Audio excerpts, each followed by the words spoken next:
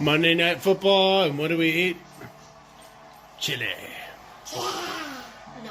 Hey everybody, Man Cave Cooking here, Jason.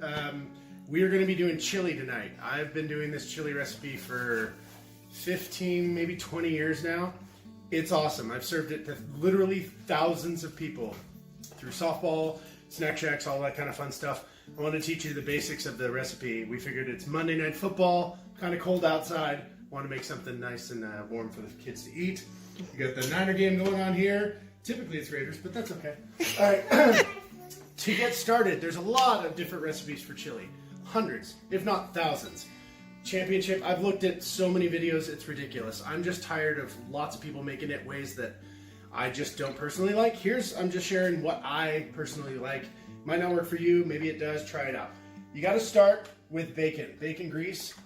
We save our bacon grease. You can either do a dollop of this, you could do a dollop of ghee, which is a clarified butter, or you could use oil if you're in a pinch. But I use bacon grease, and I also include the bacon into the actual mixture here. So we got it on medium, and we're gonna wait for this to cook. So when I cook my bacon, even when I make bacon strips, I don't start with a hot pan because the bacon will curl automatically. If you want nice flat strips, pieces of bacon for breakfast and stuff like that, highly recommend starting with a cold pan and then just gradually warming up the temperature. The difficulty is that if you're doing more than one batch, it gets continuously hot and hotter and hotter and hotter. Well, then all you have to do is empty out the grease more often. And again, I just use these little whatever bottles available, fill that up with the bacon grease and save it. Don't throw it away. Definitely don't put it down your drain, but don't throw it away. Save it because you can use it for chili and lots of other dishes.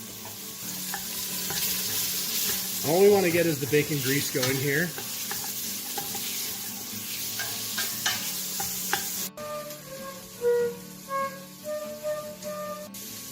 When I'm cooking, I always like to prep everything beforehand, right? They call it, there's a French term for it, I'm forgetting it. Stop the recording. Say it again. As I was saying, I like to prep everything before. There's actually a French cooking term for it, mise en place. Thank you, Stacy.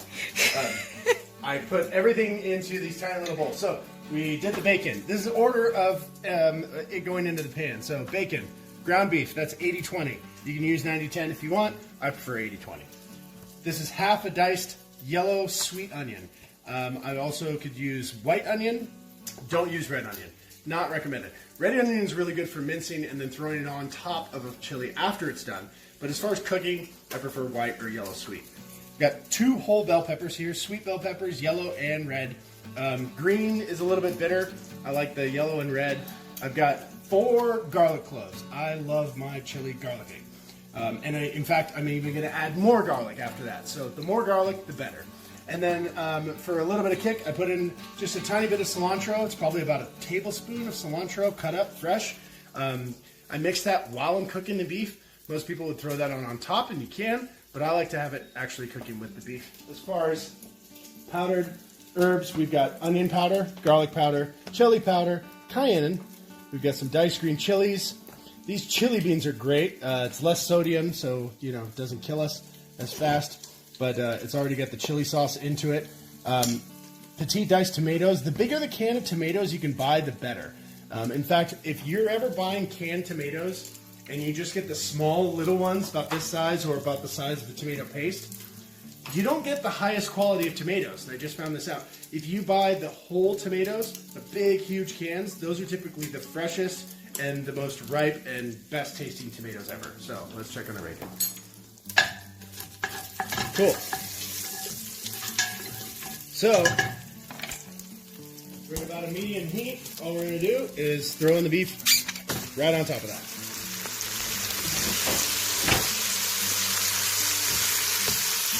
Chop it up into about golf ball size, maybe less.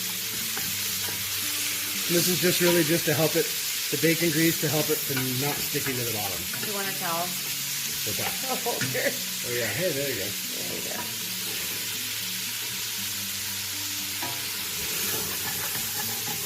Okay, at this point, push all the meat over to the side.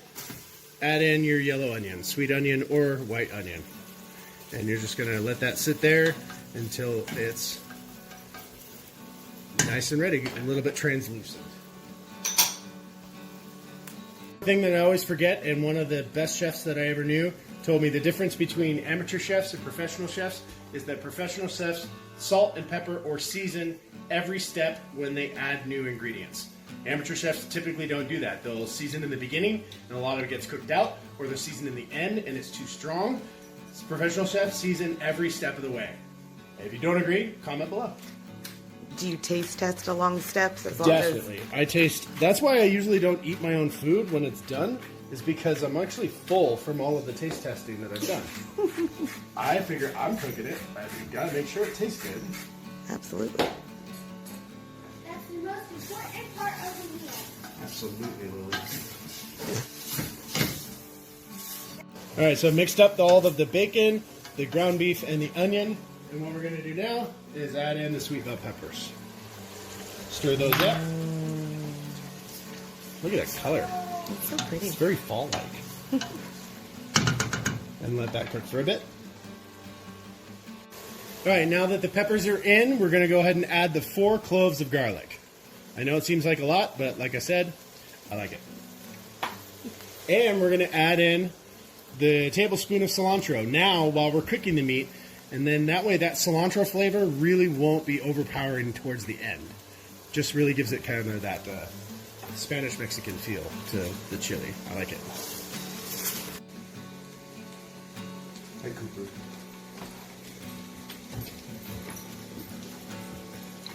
Okay.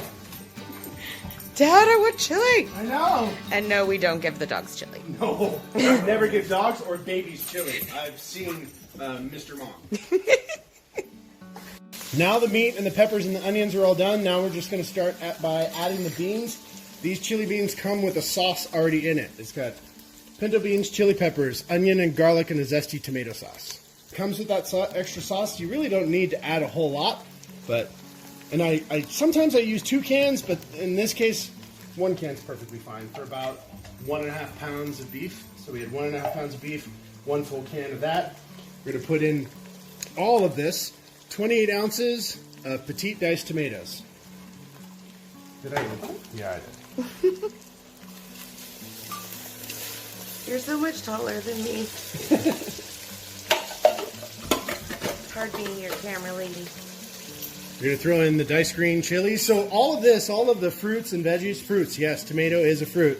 All the fruits and veggies, sorry, I smell funny, smart ass. It is a vegetable. It is a fruit. Yeah. So I add all of these together and then I season this. So I've already seasoned the meat. Now we're adding a little bit of tomato paste. We'll probably add about 2 tablespoons, just like that. That should be enough.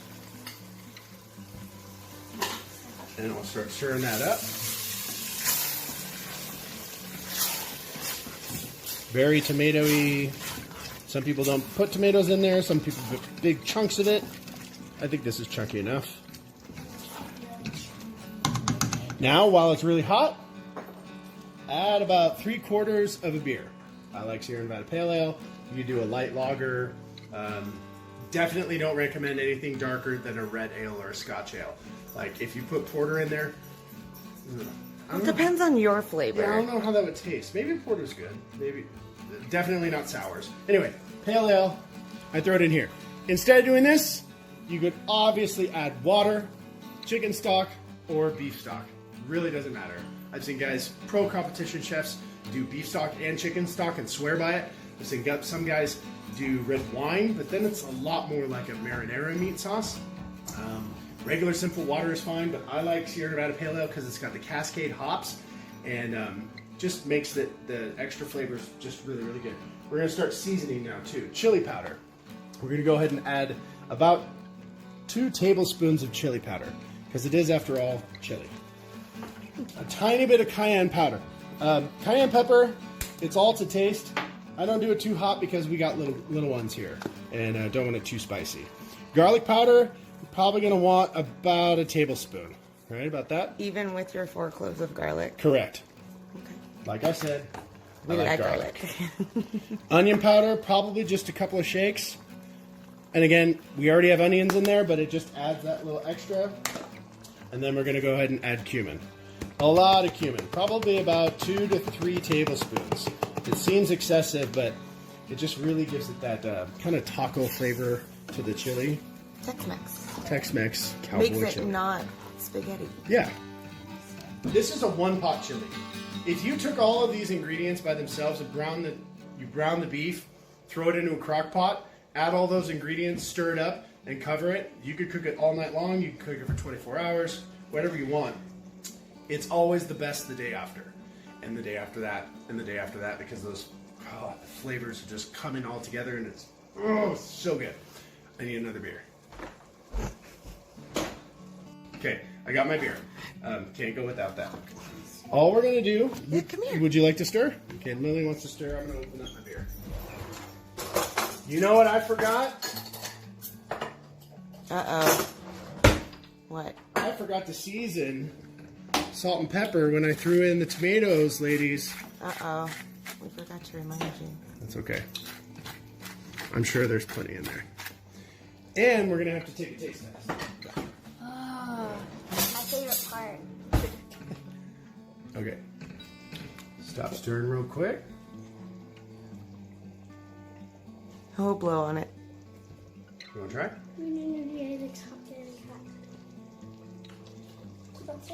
Yep. That's it. It's perfect.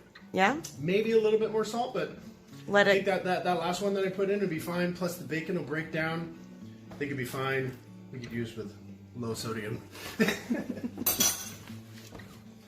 Clean up, also very important. This makes the wife happy. Clean up as you go. Don't be the jerk husband that goes, hey, I made dinner. And then you leave her a big, huge pile of crap in the kitchen for her to clean up afterwards. That's not you making dinner. That's you being a jerk. We do appreciate it, sweetheart. It is way less to clean up. I think it's just all the nagging after all the years. I learn. I listen.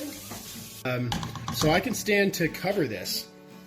If your chili is too liquidy and too watery, that's why I added 3/4 of the beer. If it's too liquidy and too watery, leave the cover off. That way everything evaporates. In this particular situation, I want to lock all that in and have it steaming together, mainly to get the peppers done. So we'll check on this in about half an hour and see where we're at. Okay, so we tasted it and we decided what? It needs a tiny bit of garlic salt, just a little bit. Just a little bit. It gives it a little punch. Yeah. Like a quarter. Kind of a little And secret this one addition. is super salty, so I'm not adding a lot.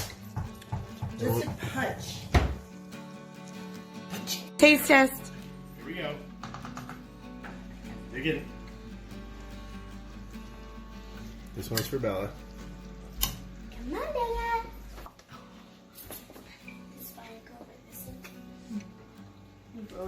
Yeah? Oh. You're videotaping. It's done. Got a little cornbread to serve alongside of it, and we'll show you all the rest in just a second. Okay, you want taco salad, right? The way I make it? Because we do have a bar down. Oh! That looks good. I have an idea. You know the temple?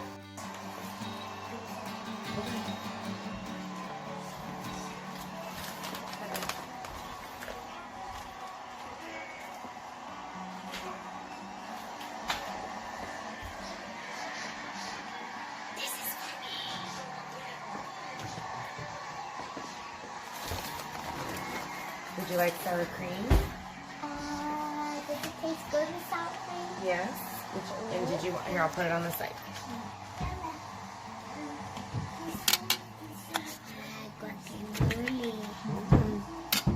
This is Lily's. Oh man. That's It's what mine. Lily wanted. Me? Is it good? Both of us. Oh, so good. It's good? Oh my gosh. Taco salad makes it awesome. It's funny. Everybody loves it totally different ways.